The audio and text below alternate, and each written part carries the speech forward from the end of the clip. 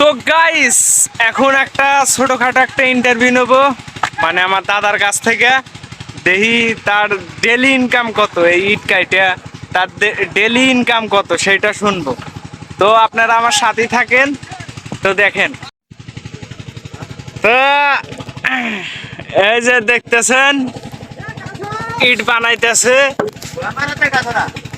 এই বয়সে ইট বানাইতেছে। তো দাদা কাল্লা জিজ্ঞাসা করি তার ডেলি ইনকাম কত, মানে প্রতিদিনের ইনকাম কত, এটা জিজ্ঞাসা করবো। তো দাদা তোমার প্রতিদিনের ইনকাম কত আল্লাহ কওছা? 500। হ্যাঁ 500। 500? তাহলে কয়টা বউ চালা হারবে? এই আফগান। কয়টা? আফগান। আফগান। তো আজকে কুতানি কাটলে? আজকে 900 টাকা। 900 টাকা মানে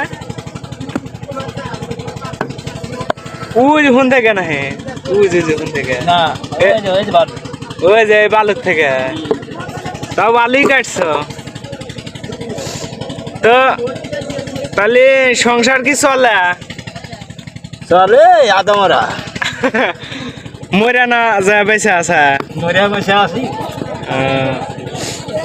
তো দেখলেনি তো তার ইট বানানোর স্টাইল, আর সে কিভাবে ইট বানায়, তো সেইটাও দেখলেন। আমার ইট কাটা শেষ, আমি কাটে এখানে জিরে বেড়াইসা দেখি যে দাদা এখনো কাটতেছে। তো একটু ছোট্ট খাট্টো ইন্টারভিউ নিলাম আর কি। তো যাই হোক, দাদাকে আর একটা প্রশ্ন হরমু, বেশি কিছু হরমু না। সকাল কয়টার সময় আইছা? সকাল 8টায়। 8টা। সকাল 8টার সময় আইসা এখানে ইট কাটলে কত? তাও কত আনুমানিক? তাও তো সব আছে গো। সব আছে, সব আছে দাম আসতে কত? 150 টাকা। এই দুহুর বন তো এখানে বাটার মধ্যে ওদের মধ্যে কাম হইরা 150 টাকা যদি ইনকাম হয়, তাহলে কি বউ কি 2-3টা পালা দেব দাদা? এই আফগান পালা দেবো।